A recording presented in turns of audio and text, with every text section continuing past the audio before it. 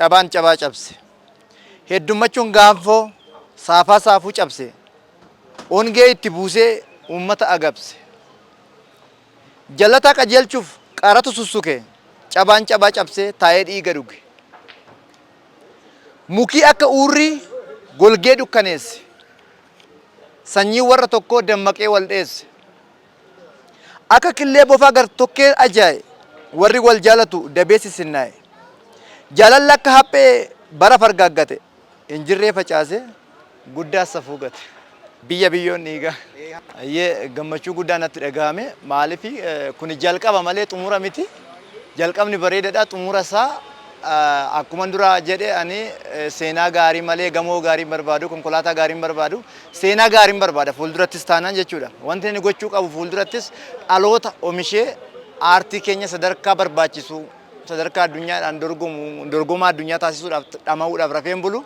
Kanaafuu biyya biyyoon dhiigaa eebbifamee uummata harka gaheera. Godinaalee hundatti immoo rabsuudhaaf haaldureewwan tokko tokko xumuraan jira. Akkasuma yeroo nyaate mana maxxansaa jira. Of keessatti of ilaaliin harka gulaaltotaa gaheera. Deemsi itti fufa. Muuziqaa gara barreeffamaatti fufee muuziqaa isin dhiyeessu lachuu akkuma qabadheetan deema. Yoo barbaachisaa ta'e hojii dabalataallee dabalachuuf waan kaayyoo qabuufi maaliif jennaan namni kun daandii 700 ol deemuu danda'a waan ta'eef hundaan milkaa'ullee yoo baate hanga narraa barbaachisu hojjechuuf immoo dirqama koo waan ta'eef adeemsi ittuma fufaadha. Kanatti aansee immoo namni ani baay'ee galateeffadhu namoota jireenya kootti gufuu ta'anii fuulduratti na kuffisanidha. Diina qabaachuun nama kaayyoo keerratti si faallessu qabaachuun milkaa'inaaf si ariifachiisa waan ta'eef warri kaayyoo kootti gufuu taatanii eessa ga'aa milkaa'u naan jettan hundi keessan galatooma. Sababni isaa iyyuu gufuun fuulduratti nama kuffisa waan ta'eef sintu fuulduratti na kuffisee akka fuulduratti harkaafadhu ta'e waan ta'eef diinonni koo bakka jirtanitti warri natti naaftanis hundi keessan bakka jirtanitti galatooma.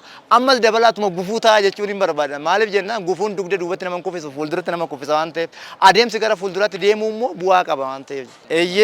Wanti kanatti aansee ani isinii dabalu namoota iddoo garaagaraati aartistii Tufaa Wadaajoo naman baay'ee jaaladhu baay'ee kabaju dhamaatii daandii hedduu deemee sagantaa kiyya kana haala bareedaan geggeessaa ooluusaa guddaan galateeffadha.